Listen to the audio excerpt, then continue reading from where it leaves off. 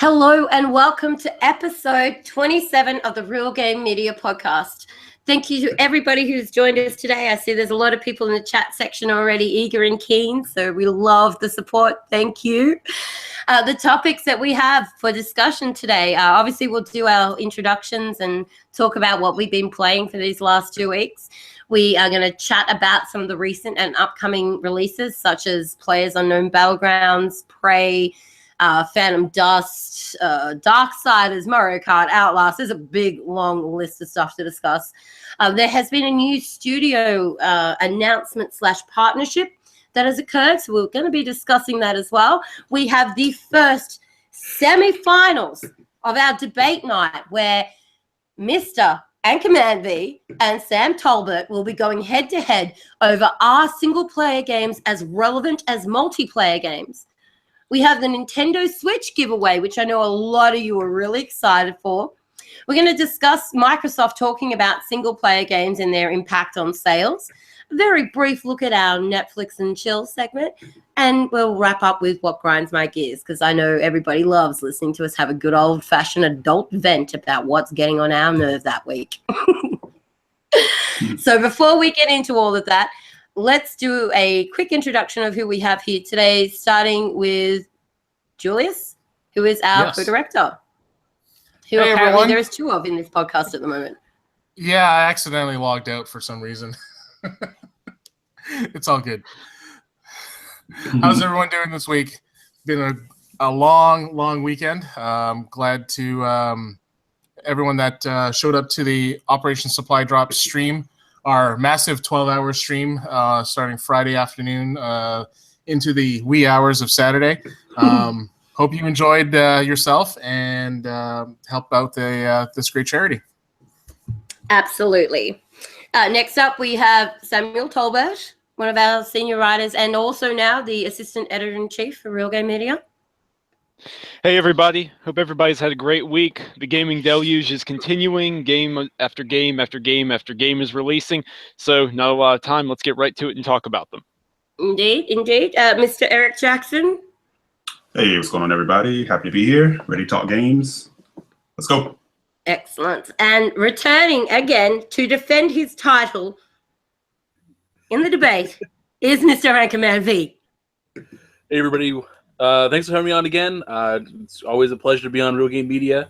My name's Anchorman, part of the Inner Circle. You can check us out on the Inner Circle Network. We do lots of shows. My particular show on Mondays is Multiverse, talking all that good stuff. But I'm ready to get inside the topics of today and to defend my honor. I'm feeling the vibes up in here. They're good vibes. All right, so let's cover what we have been playing over the last couple of weeks to give everybody an idea of where we are mentally in our gaming passion. Julius, I'm excited to ask you this fortnight. What have you been playing? Because I know you've been playing some games. You've been playing some games. We've been playing a ton of Titanfall 2 with my son and the Devil's Parade, which is pretty awesome. Also playing COD Black Ops 2 Zombies. And actually, I wouldn't say playing it, more like hopping in and shooting a few and then dying a lot. You know what the thing is I think I have an issue with the rotator cuff in my shoulder from playing Zombies with you. Wait, throwing your controller around? So much carrying. Has a bead right above her forehead that just goes off every time one of us goes down. It's horrible. You just gotta learn to stay off your knees and you'll be fine. I bought those knee pads for a reason, though. Yeah, I'm glad you did. It was a wise investment. So anyway, that's what you've been playing. Yep. Samuel, what have you been playing? Oh Lord, what haven't I been playing? So I've been playing a lot of Outlast 2, which if you are a fan of the horror genre or you're looking to try a horror game, then I strongly recommend you check it out, especially because it's not full price. It's only $30. I have a couple of minor issues with it, but nothing that overall would take away from it as a game. I think it's well worth experiencing. Just be forewarned, there is some strong content there. It takes the horror part very, very seriously. Then I've actually been digging back into Rise, Son of Rome, which was a launch title on the Xbox, and that it's actually a lot more fun than I remember. Being perfectly honest, like it's I don't know, maybe it's because I needed some time away from it. Maybe it's because there was a general air of negativity around it at the time, but that game is actually a lot of fun. It's something that I would like to see Microsoft return to at some point if they can ever get their hands on the IP from Crytek. And then the other game I've been playing a bunch of, which I can't talk about too much because I know it's on the docket for later, is Prey. And oh my god, Prey is phenomenal. That's all I will say right now because I know we're going to talk about it later. Okay. Excellent. Good variety of games there, actually. Mr. Eric Jackson, what have you been playing? I've actually been playing a couple of things. I'm still kind of in like that funk of not really wanting to dive into any like 100+ hour games. So while I have Persona 5 sitting here, I really haven't like started it. So I've been kind of tackling some bite-sized games and feeling comfortable with that. So one of them being Little Nightmares. I started playing that the other day. Awesome game, really enjoying it so far. Actually, I picked up BioShock the Collection in the spring sale, and I started like just tooling around. So let me play a couple of hours, just kind of see. And next thing I know, I was finishing the game. It kind of took me right back, to back in the day. Yeah, you were on at like 3 or so o'clock in the morning. I've come home from work and I'm like, Eric Jackson's online. What is with this? Because I was at that point where it's like I was right at the end, and I was like, you know what? I'm just gonna push through. I think we've all been there. I can sleep when I die. I remember when I finished BioShock Infinite, I had that exact moment. It was whenever you meet with what's her name's mother. It's like right before him as a ghost.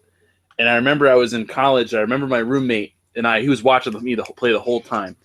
And so we were just going all the way through, and we got to that point, and it was maybe like 9-10 o'clock at night. We were like, we're gonna have to finish this game. Like 3 a.m. Yeah, just like it grabs you like that. You're like, we're almost there. So you know what? Let's roll. So yeah, that kind of thing happened with BioShock, and I never played BioShock 2, so I'm gonna line that up next. So yeah, it's just kind of been like bite-sized games. So I actually finished Rise and Shine, which was phenomenal. Nice. That game's so good, man. And it's a shame. From what I understand, it's not doing very well or didn't sell very well. Tragic. Please, but if you like bullet hell games, buy it. Seriously. Yeah. And don't be afraid by people saying that, you're going to die a lot. You do die a lot, but the game is still very fair. Mm-hmm. You don't die a lot to the point where you're just like, I can't take it anymore. Like, I'm going to slam my controller down. The deaths actually, if it makes sense, makes sense. Yeah, it's a lot of trial and error kind of thing. Yeah. And almost in a way kind of tongue in cheek, with the constant dying and then respawning type stuff. So, and there's adult themes, and there's a lot of poking fun at other video games, and it's a lot of poking, like hilariously poking fun at like genres and just everything, just right on the nose type stuff, which I found to be really funny. So yeah, so that's kind of what I've been doing. Awesome. Mr. Anchorman V, could you please bless us with the knowledge of what you have been playing over the last 2 weeks? Pray tell, please. Yeah, I've been kind of in this weird vein. You know how it's like whenever you finish a game or two, and you're like, okay, do I want to start? Do I want to wait a week or two till the next game comes out? Like, do I want to start new things? I got the backlog to worry about. But so like, I finished Dishonored 2. I finished Snake Pass, and I was like, okay, I don't know where I'm going right now. I'm just kind of all over the board. Then I finished Sniper Elite 4. And then, so I'm like, okay, I'm going to play around a little bit, just try a bunch of stuff, a little bit of Overwatch. Started Modern Warfare Remastered. I got lucky enough, I just started game sharing with someone who has it already. So, give it a shot, see what the deal is. Doing a second playthrough of Doom and played Elite Dangerous for a bit. And I just started doing Prey. Oh, my God. We'll talk about that later, but... Elite Dangerous. I've always wanted to give that a shot. Oh man, they keep updating that game. It's I'm an old school Wing Commander fan, so I played the hell out of that whole series. So would I be at home in that? Oh yes, it finally actualizes the dream. Okay, Xbox or PC? Either one you want. Ultimately, depending on what your situation is, I'd probably go PC if you want a little more customization options. The support for Xbox is still pretty strong. It's a shared world. Like, you're not going to be running into other PC players because there's just an inherent advantage for this kind of game being on PC. The controller support's great. I've gotten used to it to the point I'm like, I can do things without thinking about it. Like, if you were to watch my hands while playing Elite Dangerous, you'd think, what the hell is going on? But I've gotten used to that over a couple hundred hours experience, though. And you play on Xbox? I play on Xbox personally, yes. All right, sweet. I will. I'll give that a shot then. Nice. We'll be wingmen. Oh man, we gotta get you the link. And now they have multi-crew support, so you can actually jump in my ship while I play, and you can work the guns, and we can we share the contracts. Oh, that's awesome! All right, yeah. Oh, and some of the bigger ships have like up to 4 people can be in the ship at the same time. Sweet. All right, I'm sold, man. Oh my goodness.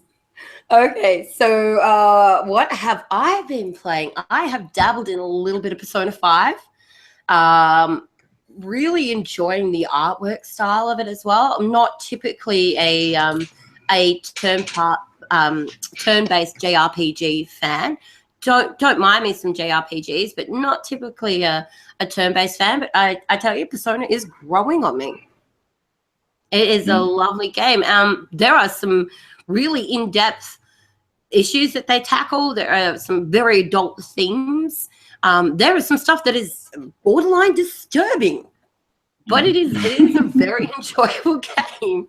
And while we're on the subject of stuff that is borderline disturbing, one game that I've been playing lately that just takes that border and just like completely destroys it is Outlast 2. So I played the original Outlast night after night after night for very small blocks of time because I didn't have a great deal of time when it first came out. And it just continued to scare the crap out of me. And unfortunately, for anybody who would jump in the party with me, they were pretty much clinically death by the end of the evening. And I loved Outlast. I was really excited when Outlast 2 came out. And I have to say, they did not ease up on the gore one little bit. And as far as the adult themes and the satanicness of it goes, if they wanted to leave us wondering whether the developers and the story writing team actually have some deep-seated psychological issues, they have succeeded. And also, obviously, a lot of Call of Duty Black Ops 2 Zombies. We did a big stream yesterday. We're going to be streaming again for Operation Supply Drop after this podcast. So for anybody who doesn't know about Operation Supply Drop, they are a non-for-profit organization who they do a variety of different things. But one of the things that we're sort of involved with them with is care packages, I guess, that they put together and take out to active serving military officers in bases that are quite desolate, to be able to give them some sort of escape from the world that they're in and what they're dealing with. They support veterans that have come back, disabled veterans, by ways of trying to help them find jobs and set them up with gaming consoles and things like that so that they're able to interact with other people and find a bit of an escape. So Operation Supply Drop is a really, really worthy cause. So once we finish this podcast today, if you would like to come along and watch me hero res Julius and Samuel repeatedly, we will make sure that we provide you a link on our Twitter account. I didn't realize that there was a medic class in that mode, but apparently you're I am the medic. I am the Chuck Norris of Call of Duty Black Ops Zombies, man. This is true. This is true. Oh, goodness. So, all right, that's what we've all been playing. So why don't we just hook straight into the main content? So the first segment, recent and upcoming releases. The first one that I have down for us to discuss today is one that, a game that I'm finding really exciting. Like when I see the gameplay footage of this game and, you know, look at the concept on early access and stuff, the first thing that comes into mind, you know that song by Nickelback, dun, dun, dun, dun, dun, dun, dun, and it's the theme song for the movie Condemned. That just plays through my head. And this is PlayerUnknown's Battlegrounds. Who's seen it? What do you think? Are you excited? I've watched a lot of footage on Twitch, and I was like, "What is this all about?" But you know, once I started watching a few people play it, it's pretty cool. If they can pull it off, then that's fantastic. Like it looks really, really awesome. Like with 100 different players, and then the map starting off, you know, massive, but then as the game goes on, it shrinks in closer and closer, so the fighting gets more frenetic. It looks pretty cool. That was the thing I couldn't understand. I'm like, well, this is like really open world, right? And then as the map starts shrinking, then it starts to get a little hectic. Absolutely. I'm really excited by the fact that there's going to be 100 people on an 8 kilometer by 8 kilometer desolate island, all of them wanting to be the sole survivor and all of them willing to do anything to make sure that they are the sole survivor. Like, that is going to get brutal. You're going to have hand-to-hand combat. You're going to have grenades. You're going to have people sitting in swamps sniping at you. Like, you're going to have people that'll form alliances to try and take out other people, and then that alliance will then be fallen apart because it's the rest of you left. So now it's down to you to decide whether you're going to survive or not. And it's going to be like intense. Hunger Games. Yeah, like Hunger Games, like the Condemned, you know. That's right. Yeah. Now, Last let's human not get standing. twisted. There have been other games that have done something similar, but this one seems to be the most polished out of the group. And like that's why I'm personally excited. It feels like they finally got the formula down. Right. Have you seen anything about it, Eric? No, actually, this is the first I've heard of it, so I'm actually looking it up now. So, no, it looks pretty cool. Really? Because I may or may not have linked it to you in the agenda. Well, you just got busted. No, I told you. Me getting here tonight was a photo finish. Like, you thought I was joking. Like, I slid into home into my chair with enough time to like kind of go over everything and make sure I had, yeah. So that one may have like slipped me. So good work. Well, it sounds like the resounding opinion here is that everybody is a little bit excited to see what they do with this.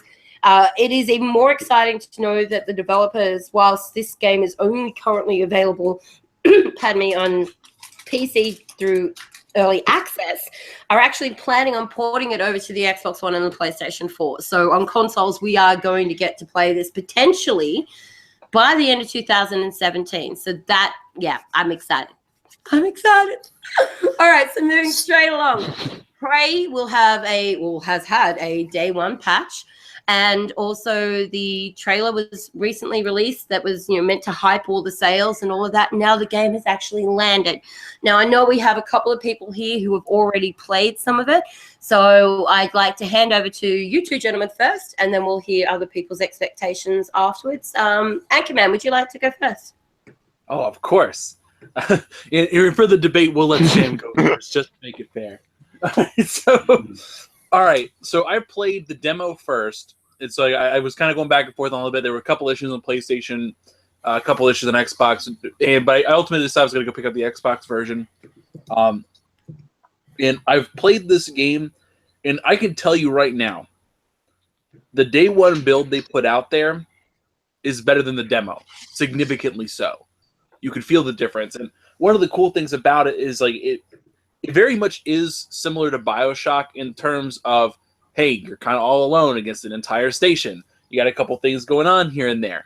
Now, there's a few little horror elements. I don't want to push people off of it in terms of how, like, quote unquote, scary it is.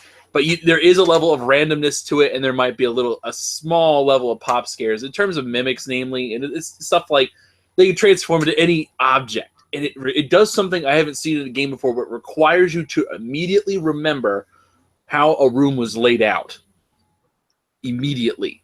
Because Yeah. They'll do little things to you. Like you'll be walking down. Like I did this one section where I'm walking through a bathroom that it's like a change room going to like a lab section, and I'm walking through there, and I get almost to the end, and all of a sudden I tap on the shoulder. I take a little bit of like maybe 5 damage. I turn around, and I know it's a mimic. I see it kind of running away, but it turns the corner, and it turned into one of the items in the room. It could have been like, oh, these books over here in the locker, or it could be like this, some towels. It could be anything.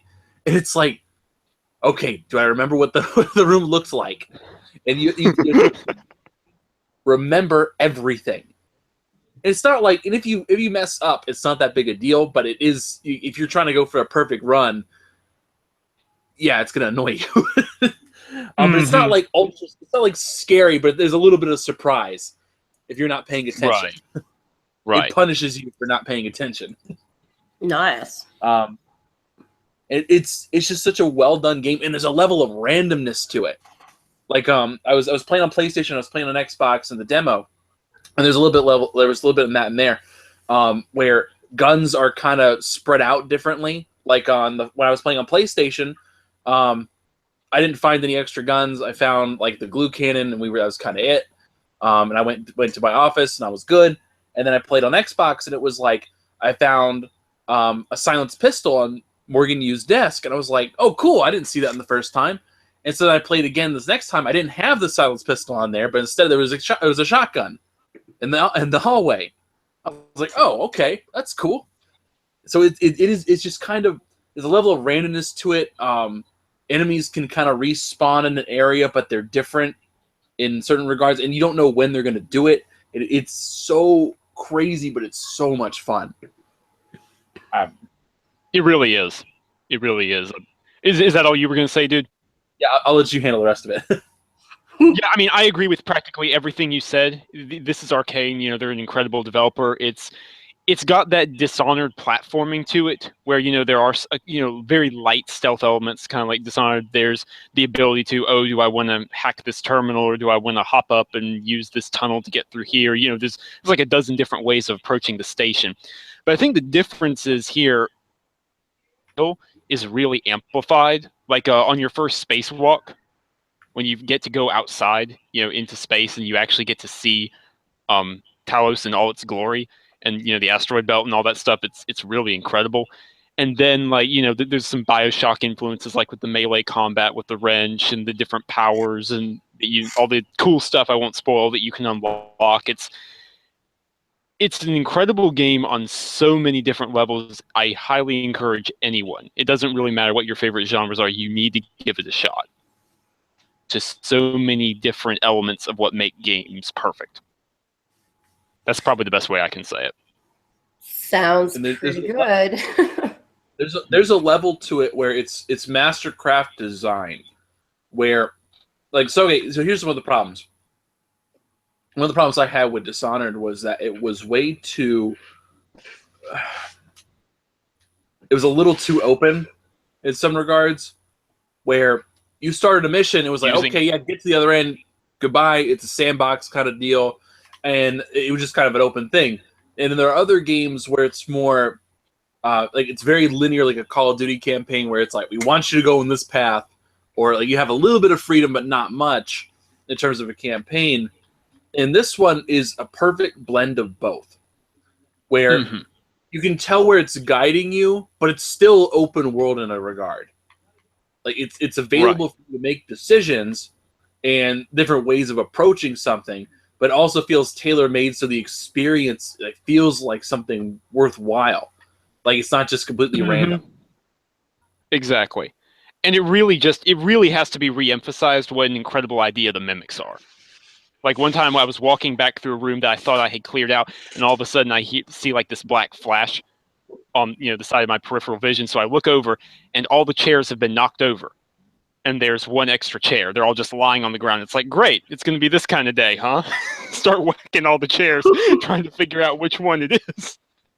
It's just so many great moments like that. Okay, so long story short, you both highly recommend Prey. Oh, yes. Definitely. Excellent. I had the last thing I want to say about it is I had an experience where I was going through some of the labs, and I was going to like a student, like not maybe like a quarters section for like the crew, and I was just kind of walking by, and I noticed there was like this a chair and a table, and they were like perfectly set, like, and there was like a vase and with some flowers on it. I was like, oh, cool. And I went and checked it, and all of them were mimics. They were literally sitting on top of each other. Yeah, right. I was like, holy crap. I would have never guessed this. Awesome. We've got a question in chat. Can either of you, in like 15 seconds, do a summary on the storyline behind Prey? Go. There's very little you can say without spoiling it. Suffice to say, it's science fiction, and you are at the cusp of, trying to unlock human evolution with neuromods and unlocking human potential on the space station, and it all goes downhill from there in every way imaginable. I guess if you want to get a little more specific than that, you're playing as Dr. Morgan Yu, and it's you and your brother who are on the station, and there's aliens involved. Isn't there something to do with like patches of memory that are gone? There is an aspect of that in there. It is interesting, but I don't want to get into it though. Like that's delving into the spoiler related realm. Yeah. Perfect. Yeah, No, that's good enough. Do that. No, we definitely don't want to do that. I hate spoilers. All right. Unless you know the better. Eric and Julius, is there anything that you would like to add to this about your expectations or any questions you have before we move on? Well, I'll go first here. I played Prey way back in the PC days, and I didn't get into Prey 2, and then it just kind of died off, and then this came out, and I'm like, oh, well, maybe this is a remake, and apparently it is not even related to it, so it wasn't on my radar, so after hearing Anchor and Sam go over this, I might have a look at it. Mm-hmm.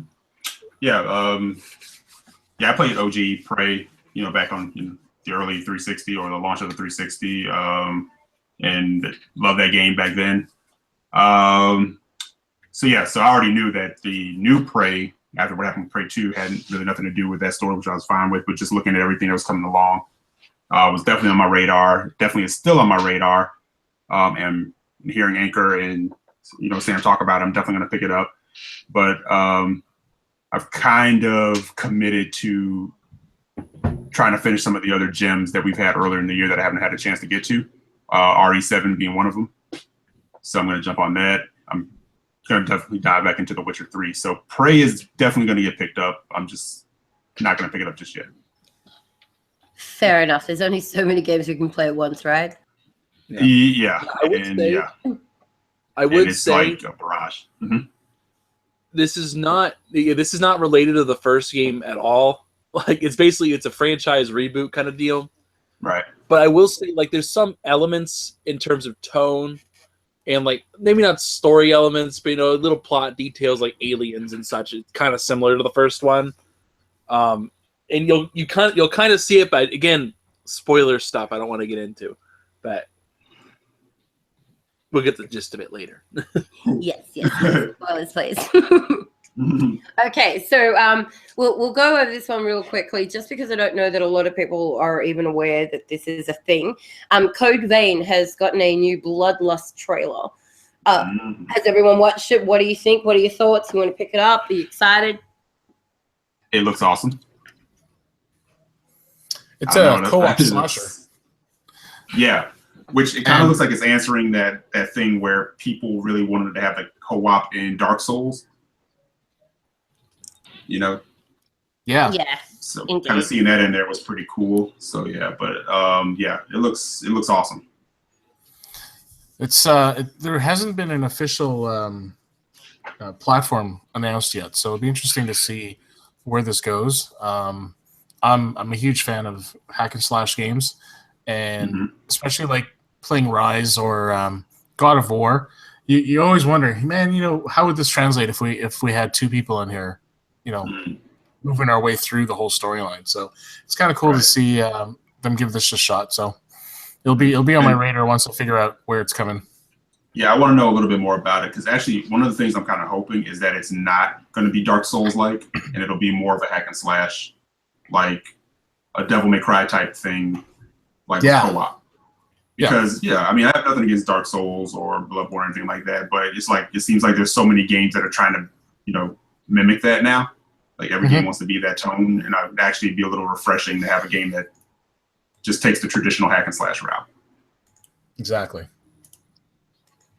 Indeed. And everyone loves a good old hack and slash. That's why everybody's so looking forward to Friday the 13th. That's going to be amazing. Mm-hmm. All right, so moving on from that, Phantom Dust gets a bit of new gameplay. Has everyone seen it? What did you think? Mm-hmm. I think it's incredible that they were able to do what they did, considering that they didn't even have access to the source code originally. Yep. And it sort of it explains now. It's like, because I was one of the people asking, like, wait a minute, this game was announced, right? Like, what's going on with this thing? And then to find out that it's actually more like a code preservation, let's not let this disappear from history type project, that gave me a lot more respect for what they're doing with it. Yeah. But Tact and all that. Shouldn't they have just said that from the beginning, though? Because it's like, oh, this looks like it's going to be a remaster. But then for them to, like, go through the code and reverse engineer it and then get it working on the Xbox One, I mean, I think a lot of people would understand that, hey, this is what we're doing with it. This is going to take some time, so just bear with us. Instead of going, delaying it, announcing it at E3 for one, and then delaying it, and then not saying a thing about it, right? And that's not the only game that's gone that route. Those are two different things. Like that, those are actually two different projects. The E3 announcement was entirely unrelated from a different studio that fell through. This is something else. Yeah, that can be a little bit confusing. Yeah. Yeah, I think also, a lot of that one, there's a lot of issues with, at least for that one particular announcement. I think this one though was more of a, we promised Phantom Dust, we're gonna bring it back. Okay, like I don't think it was, hey, let's plan on doing this from the get go. I think it was more like, okay, we promised Phantom Dust, we're gonna deliver Phantom Dust in some regard, in some shape or form, especially because like they were probably a little hesitant, I would imagine, especially in the wake of the Scalebound cancellation and whatever happened, all the drama with that. They were probably wary of announcing something when they weren't even sure what they would actually be able to do or how much code they would actually be able to reconstruct. That'd be my guess anyways. That's fair. Or it could be that thing where they've never been very good at pinpoint messaging. This is true. So, I mean, it's been good. It's been good since Phil Spencer took over, but then, I guess things happen. That being said, though, if they're able to backwards engineer this game, what other original Xbox games have they tried this on? Oh, no doubt, many. Mm-hmm. Yeah. But we're not going to hear about them unless it turns out that it's something that's going to be feasible or viable. So. Yeah. Well, but it is good to see that they are doing what they are with Phantom Dust. I know there are a lot of people that were really, really disappointed when that previous studio was removed from development of it. So, yeah, this is good. It's encouraging. It doesn't necessarily mean that we're going to get a great deal of detail anytime soon, but who knows? We've got E3 around the corner. Perhaps we'll see a little bit more there. I doubt it, but who knows? And in person. You're right. Mm-hmm. Right. So going straight from that onto Rogue Trooper Redux. What's everyone's thoughts? Just kind of watching like what was there. I'm not very familiar with the comic book, that came out or from like back in the day. So without really seeing more of what they plan on doing with it, I don't really have any connection to it or even like anything from the past. So it was kind of okay. I'll wait to see more. I don't even remember this game on the original Xbox. Like, to be honest, I looked at it, I'm like, yeah, who is Rogue Trooper? I just asked who? Like, oh. I was like, it looks like it could be a lot of fun, though. Well, yeah, I mean, whatever could be there, without them showing any like gameplay of it. I was like, okay, nice. Rogue Trooper, let's go. Like, Yeah, I think it's important to make sure that we look at these sort of games that are probably potentially not going to get a great deal of marketing, so that we can keep them on our radar and make sure that they don't go unnoticed. Yeah, and you give a shout out to Adam for pulling that article together where everybody was kind of like, "What? Who? What? Yeah, like what is this?" So yeah. Indeed. I mean, the original was not it got some good reviews. So I mean, what they do with it this time around can only be better. But I kind of like, to touch back on the whole Phantom Dust thing.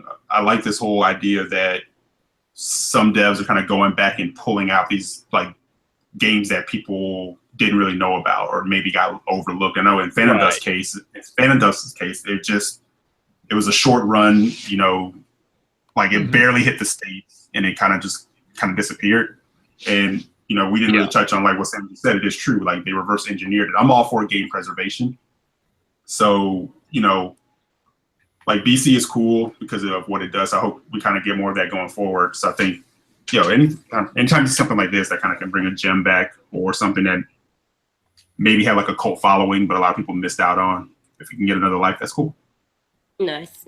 Yeah, absolutely. All right, so we are pushing the time limit on this segment, so we're going to move past a couple others that were on the ticket. Let's drag it out, Bella. Let's keep going. And move straight to Outlast 2. Apart from Sam and I, has anybody else played Outlast 2? Nope. Not yet. Couldn't get past the first one. Does anybody have aspirations to playing it, or is it scary for you? No, I think Outlast 2, aka I gotta poop. This is gonna be. No, I remember when I tried playing the first one, and from what I've heard, this one's scarier than the first one. I'm like, nah. No. Come on, Anger. This is how bad it was. I'm not really bad at horror games. I can get through it, but this pop scare stuff gets me. Anger, you gotta turn off all the lights. Turn off all the lights. Put on headphones. This is how bad it was. Here's the thing, though. The first go ahead. Go ahead. College on Sunday afternoon at 11 a.m. with all the windows open, all the lights on, fans going on, and it was like, okay. And I started playing my Guardians of the Galaxy soundtrack. I was like, okay, we're gonna play Outlast. It's gonna be good. I was still terrified. Wow. Gentlemen. Well, It's on my radar. It's on my radar. I enjoyed it. I played it only pretty much exclusively at night. I played the entire game through one sitting from start to finish with my surround sound headset on, turned up full blare, all the curtains pulled closed, all the lights turned off. So yeah, it was good. I enjoyed it. And as Sam was saying before when we were talking about what games we played in this last couple of weeks, if you like horror games, this is really well done. There's a lot that is just overly disturbing. So there's two different schools of thought going into that. If you like horror games, yes, this game is great and it is for you.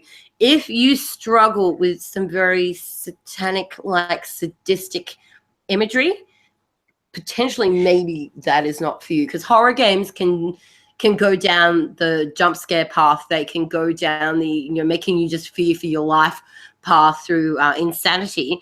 But where they go with Outlast 2 is more of a very sadistic cultist kind of setting. So if you struggle with that kind of thing, you might have a bit of a hard time with Outlast 2. But all in all, it's a bloody good game. I had a lot of fun, a lot of screaming. There was a lot of screaming. Hiding in cornfields. I'm actually working on biblical, things are being murmured in the distance. The best part, right? The best part is when you're sitting there and then all of a sudden you go, and it's not because you're scared. It's because you just realized you needed to breathe. You'd been holding your breath because you're hiding in a barrel, trying not to make a single noise, and you realize you in your body is actually doing that. It's insane. It's insane. So much good. All right, so let's let that wrap up the recent and upcoming releases segment for a moment. Have a quick chat about Studio Gobo and their partnership with Microsoft and what we think is happening there. Who would like to kick that one off? So it's interesting to say the least that Sorry, go ahead, dude. It's not Fable. It's fine. You don't think it's Fable?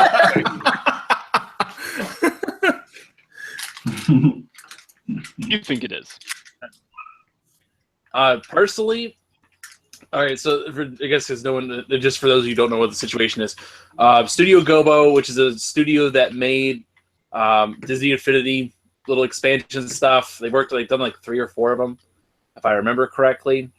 Now, the thing with this particular group, life stuff, yeah, 4 of them. Yeah, like it's if you ever played Disney Infinity, it's pretty basic stuff. It was kind of like Skylanders, that kind of version, but it was Disney's very specific attempt at that. Now, what they've announced is first of all, Disney Infinity's done. They've canceled that. So the studio is kind of up in the air right now, and they've announced they're working with Microsoft on something. And what the official quote was, "We are working on a beloved, was a beloved third-person game." And so, yeah, that's the quote. And they partnered with Microsoft. So most people would think that would mean it's an Xbox franchise. Now, when you say beloved, that means it's one that already exists. And third person, what everybody immediately thought of was Fable. It's not Fable. I'm just saying it straight up.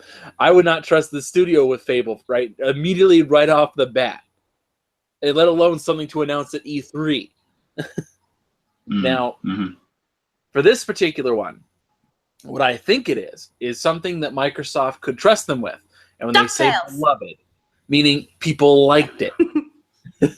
And so I think it's one of 2 scenarios. One I think is more likely than the other. The one I think is less likely is Blinks.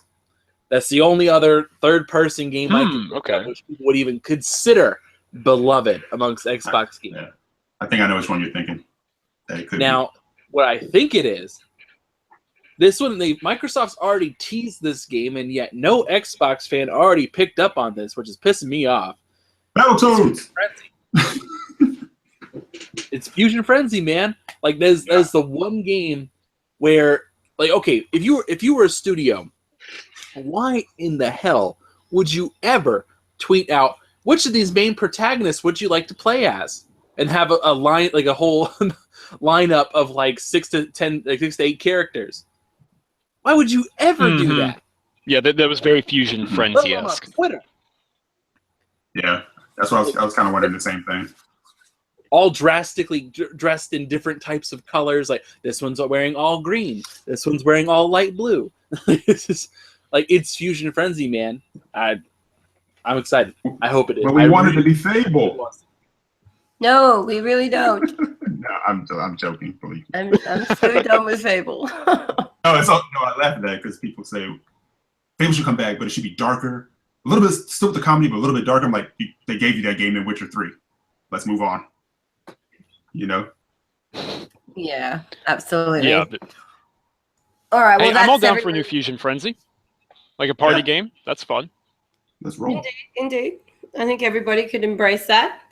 All right. So that is a little bit of goss around that and the thoughts that people here have on what could or could not be happening in that space, which leads us into one of the most exciting segments of today's podcast, the first semi-finals of Debate Night. We have Samuel Talbot and Anchorman, and they're going to be going VVV over are single players games as relevant as multiplayer games. So I'm going to bring up my little stopwatch here. I'm going to let you gentlemen just stretch your shoulders a little bit. Get yourself in the seat. No, I think that we agreed that Sam was going to go first on this one. Was that correct? I went first on the... Yeah, sure. Being polite. That's fine. All right. I can do that. Sam, I do want to clarify something, though. When we say as relevant for multiplayer versus single-player games, are we saying single-player-only games or multiplayer-only games? Or are we referring to games that are more dominant multiplayer? Exactly. So games that are more dominant one or the multiplayer other. versus dominant single-player. So we're talking the way Call of Duty versus Witcher 3. Like, where it's, there's a single-player thing, but it's mostly an online multiplayer game. Indeed. Gotcha. Just Excellent. for clarification. So, Sam, is arguing that single-player games are actually more relevant, and Anchor is going to be arguing that multiplayer games are actually more relevant. So, Sam? Yep, let's do this. Yep. All right, so both parties will have 2 minutes. I will give you a 30-second warning, a 10-second warning, and then a 5-second warning. And you will be beginning in 3, 2, 1. This entire generation has been defined by the strength of single-player games and the weakness of multiplayer games, right from the get-go. Let's just take a look at Destiny. What was the number one complaint everybody had about it? That there wasn't a really strong single-player component, that all the lore was in codexes hidden on websites or in ghost shells that you had to find. Like, that's not what people want. When people see the name Bungie, they wanted a strong story. Titanfall. People love the multiplayer. It took off like wildfire, but this is an incredible world, with the frontier and pilots and all this other stuff. But what was up with the lack of a real strong narrative in the campaign? Battlefront did not have a campaign at all. It didn't even pretend to. It was all multiplayer, and as a result, the player base just dropped. And then yet, what's happening now? Destiny 2 has a stronger focus on the single player. Titanfall 2 had an excellent single player campaign. Battlefront 2 is looking to include an excellent single player campaign. That is where the focus is going. Yeah, let's look at this year. Horizon Zero Dawn. That sold over 2.6 copies, physical disc only, in its first week. It has an 89 score on Metacritic. People love it. People want more of these rich, in-depth cinematic experiences where you feel emotion. You want to laugh. You want to cry with the protagonist. You feel their struggles, because that's what drives gaming forward. Zelda, Breath of the Wild, for crying out loud. The only game in the history of gaming with a 102% attach rate. Okay? And multiplayer-only games, on the other hand, have failed.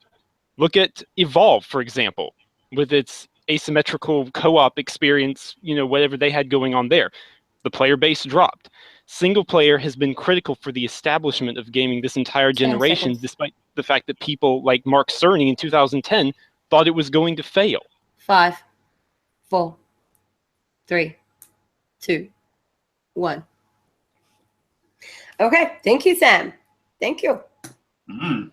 Somebody came to play. That was a strong argument. That was a strong argument. All right. We will save our scoring for the end. Anchor, you ready to go? I'm ready to go. All right. All right. Same things apply. I will give you a reminder at 30 seconds, again at 10, and then a 5-second countdown. And you will begin in 3, 2, 1.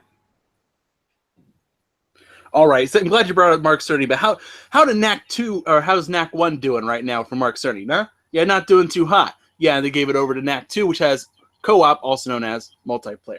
So, bringing it into my major arguments, how do you determine what is relevant? What is the main thing? So, one of the first things is economically. As we've already determined, multiplayer games by far make more money. As we heard from Phil Spencer's most recent comments, multiplayer games that have some sort of service attached to it, something that's online, that is what makes more money. Now, in particular, there are several other factors that go into effect. One being part of the multiplayer base of a community, you have a cultural zeitgeist of being in the moment, everybody playing together. It's great. And as you experienced Black Ops 2, whenever Zombies was coming out, oh my gosh, everybody was always talking on the forums, everybody was playing together, doing all the stuff with the online co-op. Now, also there's a factor of community you have to deal with. Now, also, you're more likely to make money beyond initial game sales. You can also extend a game's cultural relevance. I mean, how many people are playing Dishonored 2 right now?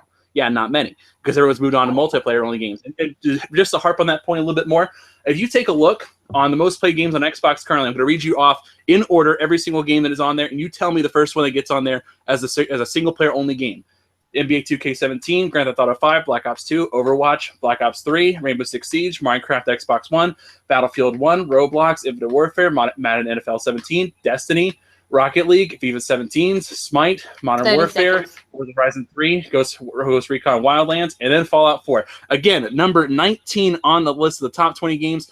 All of the other games prior to that are multiplayer games. Also, if you look at it critically, look at games critically on it. If you look at 15. Look at one game of the year last year. That was Overwatch, which beat Uncharted 4, which was known namely for its campaign. It doesn't matter. 5, 4, and time. Oh, damn. Whoa. Holy. I had my tick marks going, and I was like, man, Sam came to play, and then Anchorman. Whoa, Yeah. dude. My ticks look like a prison wall. Tight. This is going to be tight. Okay, all right. So this is a rough one, and unfortunately, I'm going to be the bench sitter on this because I scored both of you at 8 points.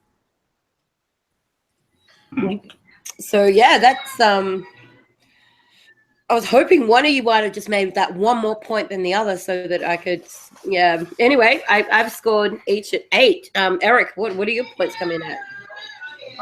Actually, my count for Sam in overall points was 11. 11. Nice. Yeah, and it's again tight with Anchor. I got him at 10. Okay. Julius. I had Sam at 9 Yeah.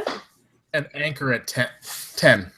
Oh my god. Oh my god. This is like Uh-oh. the second time debate in a row there is a 1 point difference. 1v1 bro. You guys, like, you actually tied for a collective score of 28 points each. Uh-oh. Oh, wow. Yeah, so what we're going to do, and you're not prepared for this, and that's the reason why this will decide who is going to win and who isn't going to win, is I'm going to give you an additional minute each to think about the points that you were unable to make during your restricted 2-minute points, 2-minute time. And Sudden death. Yeah, basically, like, this is how we're going to have to do this. So, Sam, you ready to go? Wait, you said we'd have a minute to think, or we have a minute to go? Just to No, make you sure. you- Oh, yeah. you- Okay. you- Put minute to it on the go. spot. Sudden death. Oh, You get sudden 60 death. seconds Sudden each. death. Ready? Okay, give me 10 seconds. Set. All right. Give me 10 seconds. All right. Well, Anchor gets an additional 60 seconds because, he gets to think while you're talking. I didn't even get a. I All didn't right, get through all begin my the countdown. points. Begin the countdown. All right. Begin the And countdown. 3, 2, Oh my God. 1. Oh, yeah. Cliff Bleszinski, who was the founder and co-director, for one of the most famous multiplayer franchises of the last generation, Gears of War, predicted in 2010 that single-player games would be extinct by 2014, and that if a developer made an 8 or under hour experience, that they would be crazy for not including a multiplayer facet. Yet Resident Evil 7 sold over 3.5 million copies in its first day, doing exactly that, being a single-player only game with no plans of multiplayer, additional expansions apart from the single player content, which was under 8 hours, proving him wrong just like that. If you look at Halo 5's biggest criticism despite its success, it was the lack of a strong single player narrative. The Witcher 3 sold over 6 million copies in its first month and has a 93 Metascore, and that, by the way, was a single player game that won Game of the Year in 2015. Dark Souls 3 was 10. over 6 million copies. Final Fantasy 15, over 6 million. Again, that was on Xbox 5. and PS4 only. Telltale's success in a 3, single-player only market 2, with the amount of IPs 1, that they've stop. taken care Okay. All right. Sam. Good. Damn. Damn, son. Okay. All right. Let me reset this timer. Anchor. Yep. Tell me where I'm gonna go. 3, 2, 1. All right, we want to start talking about sales. Let's talk about sales. All right, let's talk about Overwatch. It also has a 30 million player base. That's more than all your single player games you listed combined. Yeah, that's just one game. Not just that, Rainbow Six Siege, as being a multiplayer only game, has made the greatest comeback in the modern generation. Is now in the top 5 games on Xbox alone. PlayStation, same. PC doing well as well. Now, also, let's talk about other facets of having a multiplayer game. Now, you can also have more value with infinite game time. If we were forced just to play Black Ops 2's campaign, or even just zombies, we would have petered out ages ago. But yet people are still playing Black Ops 2's multiplayer, which has kept that game alive. Also, let's talk about this one thing with multiplayer games. You have a better chance of feedback with a developer, where you can have something where, like, oh yeah, Arcane, yeah, they put out Prey and they have their talk and all that kind of stuff. But they want to, like, if you want feedback, you can put it in a multiplayer game and they can start talking. Because then they have to keep the player base happy, 4, and they have to keep the game not 3, being broken. Done. 2, 1. Okay. Oh damn. Oh damn. Okay.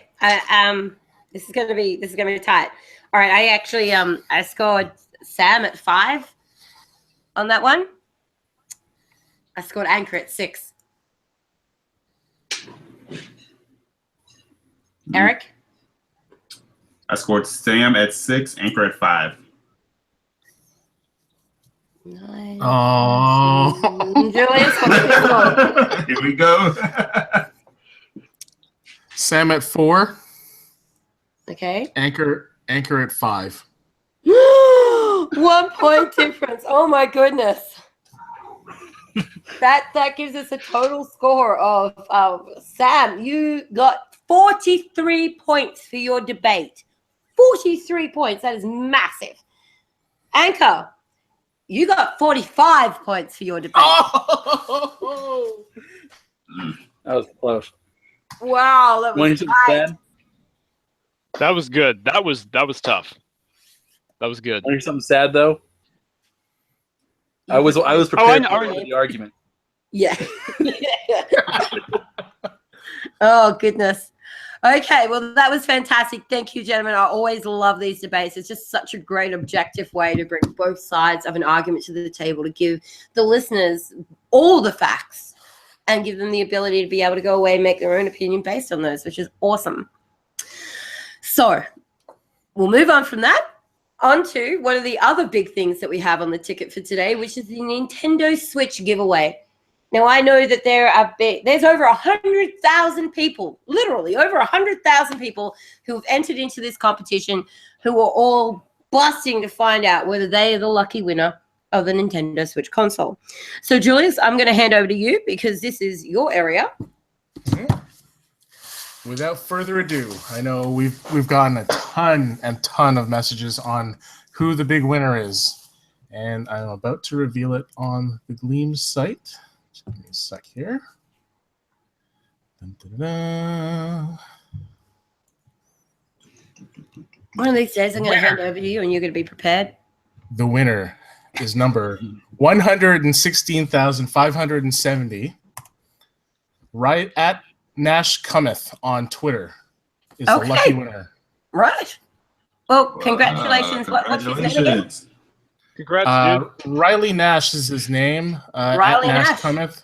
At Nash Cometh is his Twitter handle. All right. Congratulations, Riley. You are the winner of the Nintendo Switch console. We will be in touch with you shortly. Congratulations.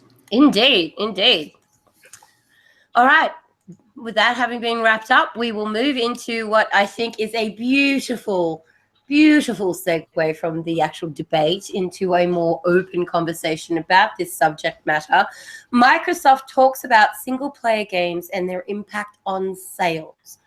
Mr. Phil Spencer, bless his cotton socks, has a way of saying things that allow for a lot of interpretation. And unfortunately, the gaming community do tend to not listen very carefully, and they tend to not read very carefully. And they go away and they make up their own assumptions about said sentence that they didn't read or listen to very carefully, and then things get blown well out of proportion. Hence, the big drama that we have seen this week. What's everybody's thoughts on this? People want to hear what they want to hear. Well, I guess there's that. That was profound, right? and that's what happens. Like you know, someone posts an article with a heading, and they don't bother reading the rest of it, or they conveniently leave out parts of the article. I don't know. It's just there was really no need for that kind of reaction, in my opinion. Mm-hmm. Yeah, not to mention the outright fabrications that came out of it, and people and articles and editorials from supposedly respected sites and people that are supposed to know what they're talking about, outright misquoting and lying about what he said. That was just Jersey doesn't agree. Come on, kid. And no one thought to get his perspective out of this, like. Well, in all spend that fairness, time and getting his energy. perspective can be quite difficult. As you would imagine, he gets bombarded on social media every day. When you actually read the statement that he made, he was not putting down single-player games. He was just making a very matter-of-the-fact statement that financially the money is in multiplayer games. He doesn't take away from the single-player experience. He's not saying that they're going to stop making single-player experiences. It was a matter-of-the-fact market approach to it is that the money is in multiplayer. Mm-hmm. And that is an extremely true fact. And I won't like debate that at all. The thing, and this is kind of going to go with what grinds my gears like later, so I don't know how much I want to go into that. While, yeah, it's true. A lot of people took those words and ran with it and kind of made it what they wanted to make up. And there were media sites like just doing what they do, making clickbait articles. You know, there are people, not everyone is completely illiterate or can't read or can't take from it what they want. But there was also this whole thing of where, you know, if you want to call them like the Xbox faithful, who no matter what Phil says, it's just sort of like, well, you just took it wrong. You just took it wrong and, you know, don't misconstrue what he said. And it's like, there are people who genuinely have legitimate concern over what some of those things mean. When Phil says he looks at the Netflix model and what single player games could be as being episodic and things like that, there are things you can take from that and kind of go, wonder what the direction is going to be, and have a legitimate concern. And you have that right to have that concern. Indeed. But people like downplayed it, like, you know, everybody's overreacting. Well, yes, a lot of people were trolling and, you know, what the trolls do. And like I said, other media sites going apeshit with it. But, you know, when legit fans have a concern, they should be able to voice it just like anybody else who wants to defend everything that Phil says or everything that they do. Yeah, indeed. That's just my take on it. So Sam and Anka, you sorry. both had to sort of weigh in on this through the debate and had very set opinions that you had to approach the debate with, but those restrictions are no longer on you. So how would you respond to this debacle that has happened in this past week? He made a matter-of-fact statement. Like, even though I had to defend, that's what actually made it difficult for me. Even with the point I had to defend, like, I love single-player games. I love them to death. They are where I spend probably most of my time gaming. So it hurts for me to say, but they're getting more expensive. It's more and more difficult for companies to make them. Alien Isolation. Sega and Creative Assembly have been very open about the fact that even though they sold well over 2.5 million copies, they're not sure if they can make another because they barely broke even. They barely made a penny on it. And that hurts because I love that game. I would love to see a sequel to it. Look at The Order 1886 or Rise, Son of Rome. The best movie you'll ever play. You look at Quantum Break. You know, just there's plenty of other examples. Like, we look at all these big successful ones and it's like, yes, they're great, but look at the franchise names that are attached to. You know, Final Fantasy. Of course it's going to sell well. It's a Final Fantasy game. Would be extremely disturbing if it didn't. And, you know, and they tend to be multi-platform as well. And for people to attack that, it's more and more difficult to make them, and they need to be impactful. They need to matter, like Horizon Zero Dawn or Zelda. They need to be of a quality that makes an impact. It can't just be something thrown out there. I'm not sure how you can argue against that. Yeah, well, good call. You can argue against it by saying that you got to figure out what that niche is going to be, but you have to still support it and be in there, because Sony's still being in there and supporting it. And they're figuring out ways to say, look, we're rounding out our portfolio with X, Y, Z. And the thing is, and I'm not saying Microsoft won't do it. I'm not saying Phil's words weren't taken out of there, and no one's debating that true. Multiplayer is where it's at. But when you've had so far a history of people saying, well, you only seem to be concerned with live and multiplayer. Like I'll tell you, Sam, one of my biggest arguments with Gears 4 was that they baked horde mode into it. So for me, being a guy who likes to do single player a lot, that was the only part of that game that really drug things down for me. You know, because if you don't have that team to help you set everything up, especially if you're trying to play on a harder difficulty, it becomes very difficult to try to take care of all those things on your own. You know, holding down points and everything else. So that's a whole different story. But the fact of the matter is, we'll, like everyone says, you know, we'll wait till E3, we'll see what they have to say, and no one knows but them. But at the same time, it's a very real concern, especially for someone who does appreciate, you know, a lot of the AAA story-based games and things like that. you want to make sure that you as an Xbox gamer are taken care of. That it's not just about multiplayer, because,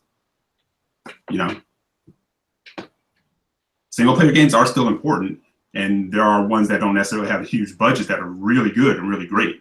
But it's just, there's a legitimate reason to be concerned there. Yeah, I hear you. I think there was just a little bit too much focus put on the entire situation. It was definitely blown out.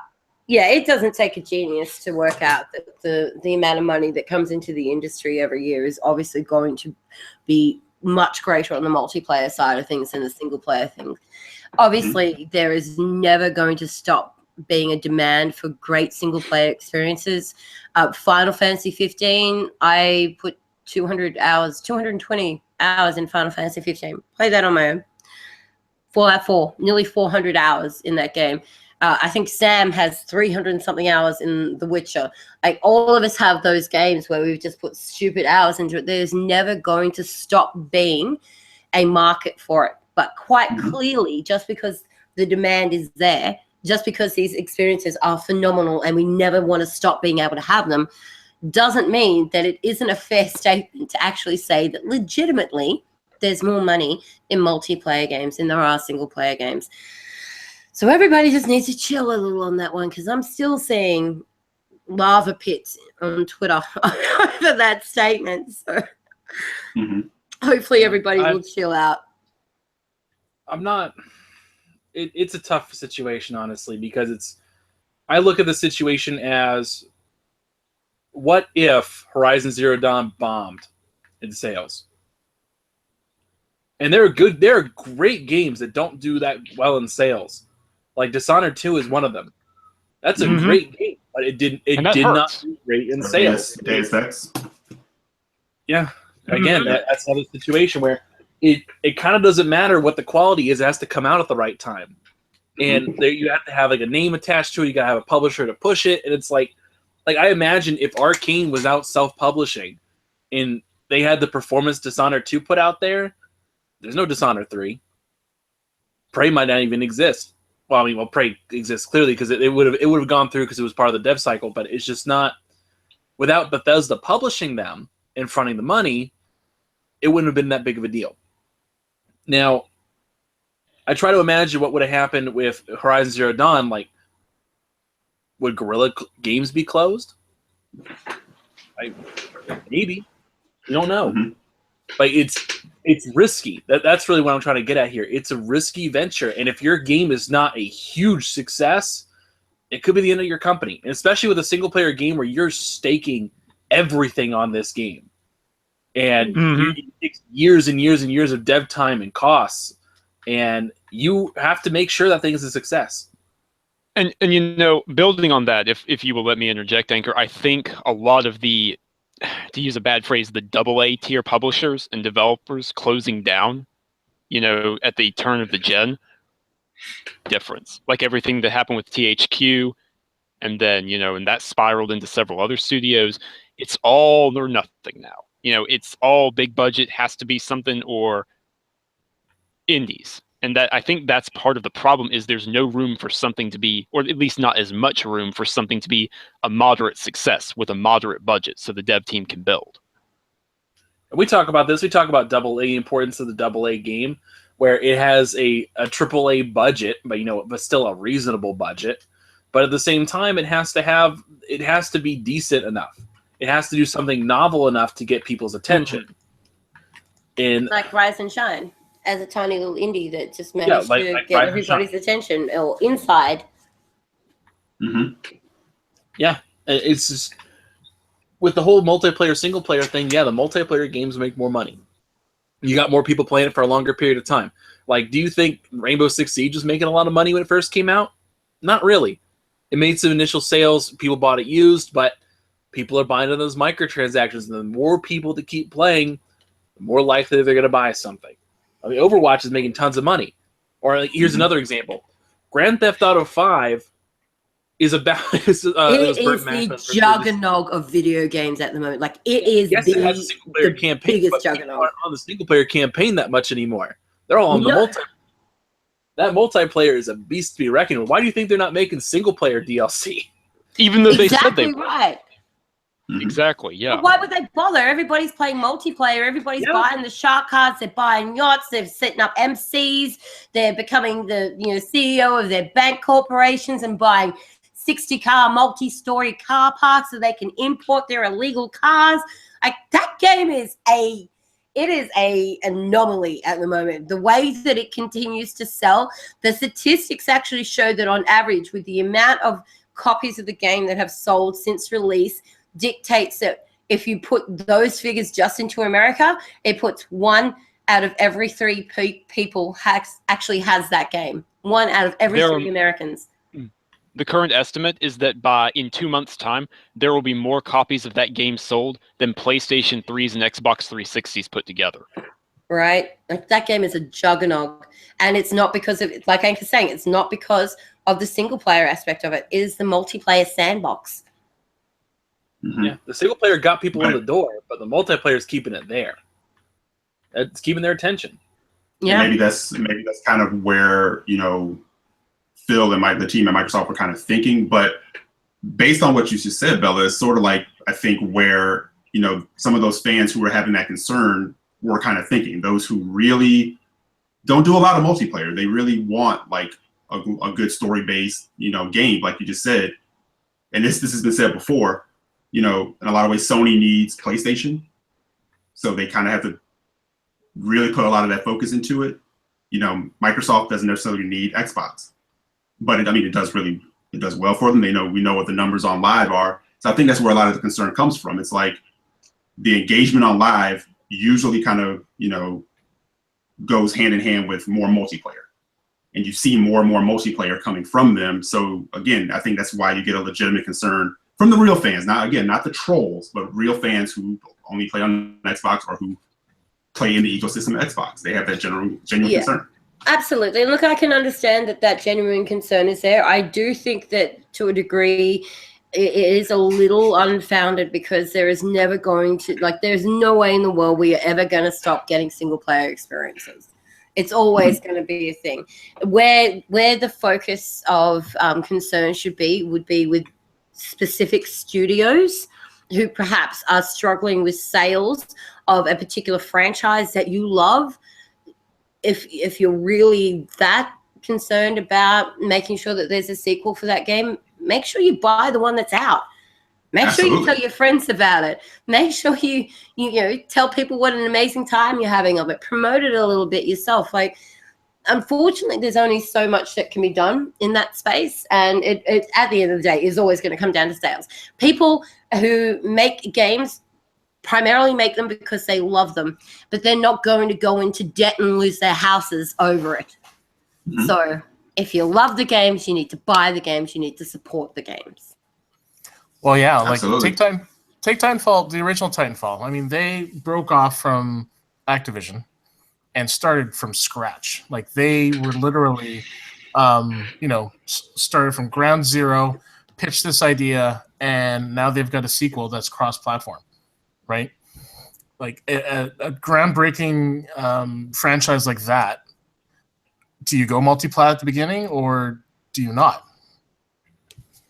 And I think with Titanfall probably wouldn't have made it to the launch that it had for not long after the Xbox One came out if Microsoft hadn't actually stood up and brought in the money that they did and enabled them to have that release as being primarily almost launch title. It wasn't a launch title. It was almost a launch title. It was in the first few months, and it was massive. Right. And it stood out in the FPS genre because it was the only thing like it on the Xbox One at the time. Exactly. So Microsoft actually did, Respawn a big solid there by doing that. And now that they had that opportunity and they found their feet and they did get the sales that they needed to be able to sink the money into further development and hire more staff and all of that, they have been able to make a slightly bigger game, add a campaign into it, and also be able to go, you know what? We can do this. We can hire some extra people so we can port it to PlayStation and we can have it on everything, and we don't need to be restricted to Xbox anymore. There's a comment in the chat here. Do you find that esports and its popularity may sway some developers to go the multiplayer route? Absolutely not.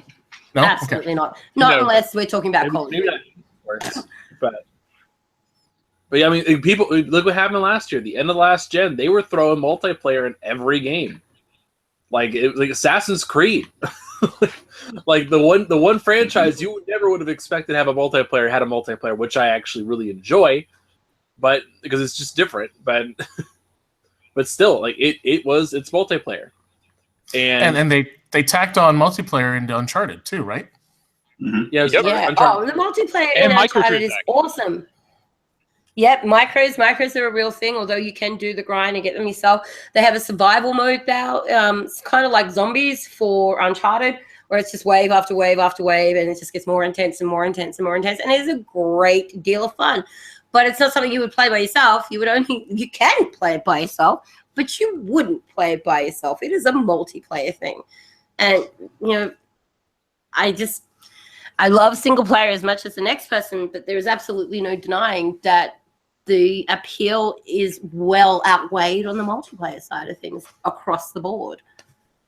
that does bring up an interesting point that, like, I still firmly believe that if Phil said what he did, like maybe 4 or 5 months ago, before Legend of Zelda and Horizon Zero Dawn came out, people would believe it. Oh, There- it would there be a would have been no completely pushback. different way that would have been taken. Absolutely. It's because we had 2 great games come out that are single player only experiences that people care. So do we think that maybe he made this statement at this particular time leading up to E3 because the majority of the new IPs that we can expect to be announced from Microsoft at E3 are probably multiplayer based? The new IPs? I think that's I don't know. I don't know. I don't know. Because, there's rumors and obviously all this different other kind of stuff, but it's like, the reason I'm not sure is I see what they have announced right now. And that's where I think the multiplayer focus comes in. Well, maybe not with Crackdown. Like, we'll have to see more of Crackdown to figure out, exactly what's going on there. That could have a very heavy single player focus. But I don't know. I think that's something we can only really answer after E3. That's not a bad point, because he could have said this and had like 2 different presentations, right? He goes, we either focus on multiplayer or we focus on single player, or then we do a little both the column A and column B, right? Yeah. All right, so what we're going to do, and we could stay here and speculate about this for hours and hours and hours, but we're not going to do that because we all know how much distaste I have for speculation. So what we'll do is we'll move on. We're actually going to skip the movies and Netflix segment this week, ladies and gentlemen, because unfortunately there just wasn't a great deal that came out apart from a Doritos bag of chips that released with the Guns of the Galaxy Volume 2 soundtrack on the front of it, which is an MP3 thing you can plug your headset into and it's rechargeable. That and the Wonder Woman trailer were the highlights in the last 2 weeks. So we won't press on that. We will move straight into what grinds my gears. And the person I'm going to put up first is Anchor. You won the debate. You go first. What grinds your gears? Oh man. Oh boy. This is a tough one, because right my gears, I can't say in public.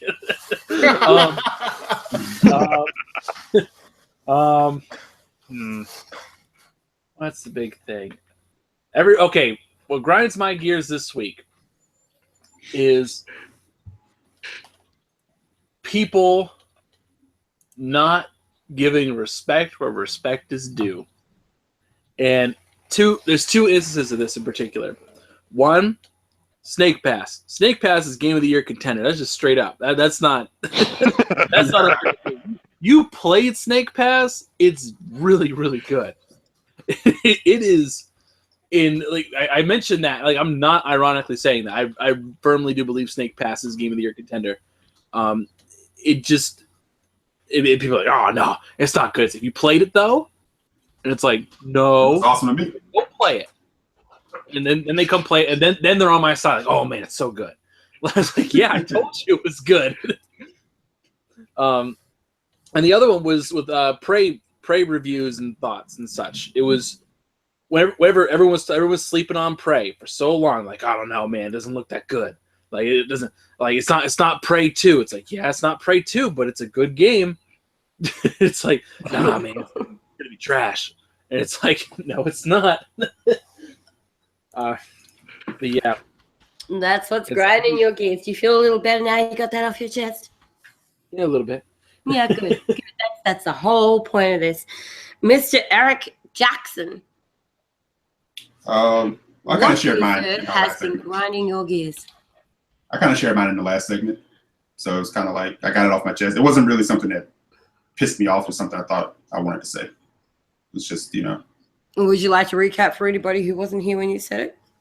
Sure. No, it was just the whole, the Phil Spencer debate thing where, some, I guess if you want to call them like the quote unquote Xbox Guardians were kind of coming at other fans who were just legitimate fans and kind of like saying to them that they're overreacting and this and that. And it's like, I don't think anybody has the ability to tell anybody who put down their money, to play in an ecosystem or to play on a system that they're overreacting by what someone may have said. Like, it can't be. And I kind of noticed that every time Phil says something, like, yeah, there are people who run wild with what he says and make up what they want to make up and troll and, and some of the bigger like media sites are some of the biggest culprits of it.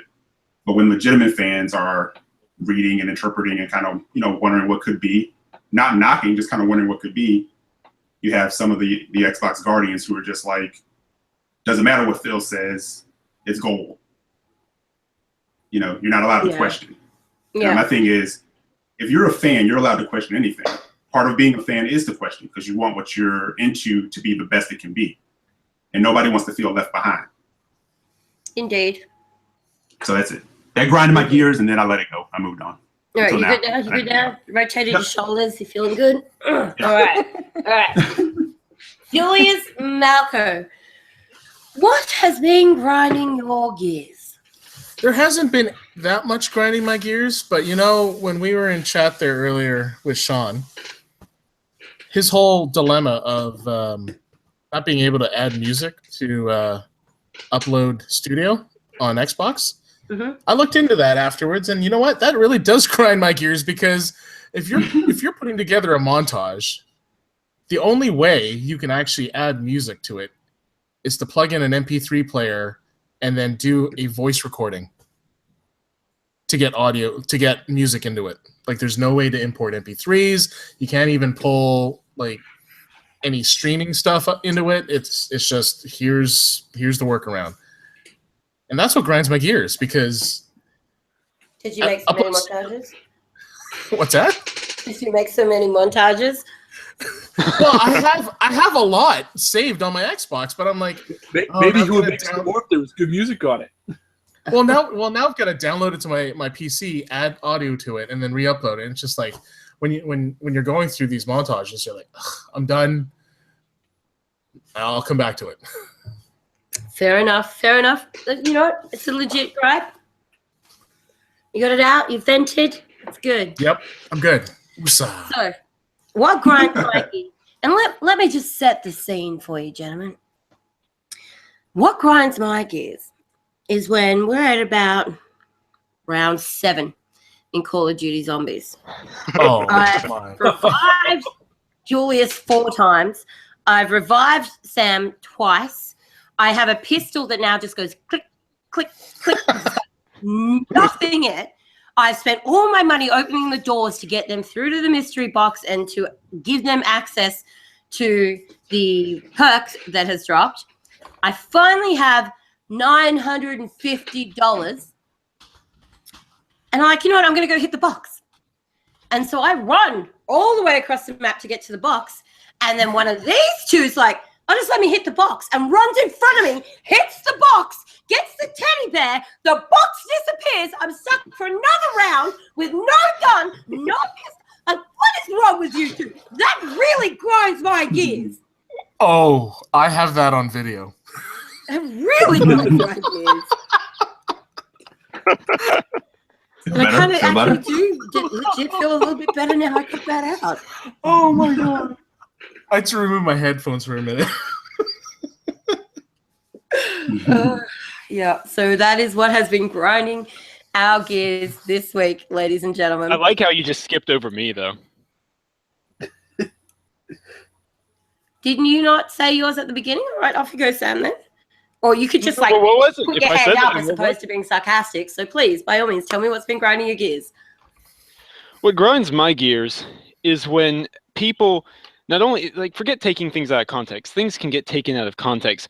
But when people intentionally provoke an argument with you, and you think that, oh, okay, they actually want to have a debate about this, they want to talk about this topic, but then you realize they're only doing it so their horde of name-only followers can just croon about how pwned you are, and they're not actually going to respond to anything, and then they start screenshotting it and sharing it with people, and then they claim to be your friend.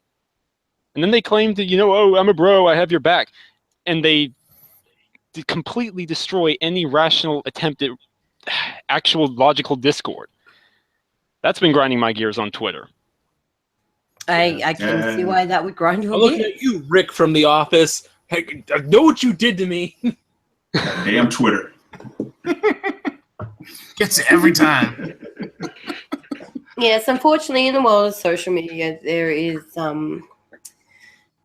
no certainty about people sticking to their morals or sticking to their opinions, and that's why it's very important that we just make sure we interact with the people who we have been able to provide a proven track record of their personality and their morality, and the fact that they are actually a genuinely good influence on the community and the way that it evolves, and the way that we are also seen by other communities such as entertainment, or people who would generally look at the gaming community and say, oh, they're all 40-year-old people that like live in their mum's basement and play video games all day. You know what? If you are 40 years old and you live in a basement and you play video games all day, so what? Good on you. Play those video games and enjoy the goddamn hell out of them.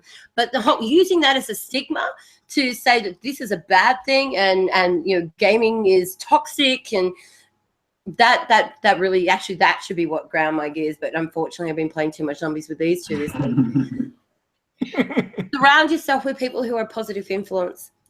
Surround yourself with people who want to actually genuinely talk about games and their development and the enjoyment that they bring to their lives. Surround yourself with people who actually make the community better, and don't interact with those who don't. Let them swim in their pool of toxicity. Just rise above it and enjoy gaming, life, and your friends. That's what I have to say about that. Here. Amen, sister. And on that note, sorry, what was that, Echo? I didn't expect this podcast to get so deep today. We like to go there every now and again. A bit of the D&M. I can see Bella having like an afternoon talk show. It's just Bella. It's like, everybody's crying. Like, just be in touch with your feelings. It's okay. Just let it go. Let it go. Let it go. Stop. All right. So on that note, we are going to wrap up. But before we do, the one person here who doesn't have to worry about, the four of us don't have to worry about plugging RGM because we are here by RGM for RGM as RGM. But Mr. Anchorman V, would you like to tell the good people listening what it is you do, where you do it, and when they can hear you do it? All right. My name's Anchorman. You can find me on Twitter at AnchormanV2. You can find me on PlayStation, Xbox, Beam, Twitch, YouTube, whatever. All the same He's thing. everywhere. I like having synergy. Easy to find. I love that word, synergy. But yeah, you can find me on there. I do videos for the Inner Circle Network. You can find that on Twitter, YouTube, whatever. Just the Inner Circle Network, or TIC for short. I do TIC podcasts on Thursday nights. We actually just had an interview with Adam Boyes we dropped yesterday. You guys can go check that out. It's actually pretty good. Nice. We also had we do Multiverse, which is my personal podcast we do on Monday nights at 8 o'clock Eastern time. You guys can go check that out. It's a lot of fun. We do a little bit of movies, a little bit of games, a little bit of comics here and there. We kind of go all around the place. We also I do my own personal show called Top Shelf, where I just it's like my own 20-minute long grinds my gears session. So, it's a blast. I play on Xbox, PlayStation. Hit me up. Yes, shout out to Anchor and Sam, the only ones that really appreciate the order. that see the beauty within. Oh, There man. are dozens of us. Dozens. Unite worldwide, ye dozens. I'll say what I said. I'll say what I said before, and I'll say it again here. I firmly believe that the Order 1886. I would rather sacrifice a dozen Last of Us Part 2s just to get one sequel of the Order 1886. Now that platform, I can't jump off. I can't jump off that platform with you. That is a big There's sharp rocks at the bottom of that one. I like it.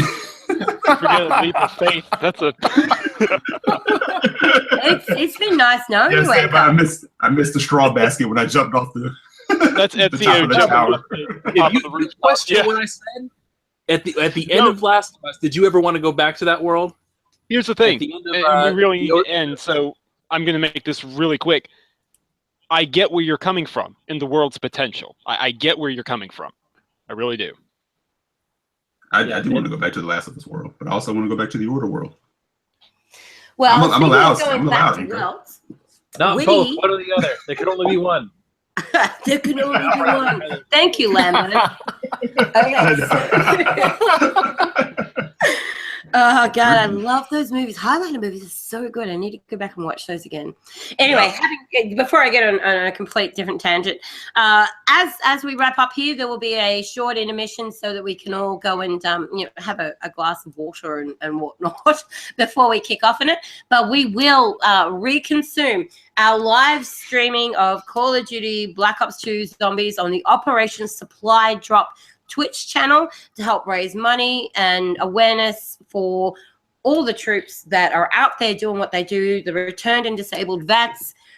It is a really good cause. Like, it really is a good cause. So come along, watch the stream, laugh at me, yell and scream at Julius and Sam for the next hour.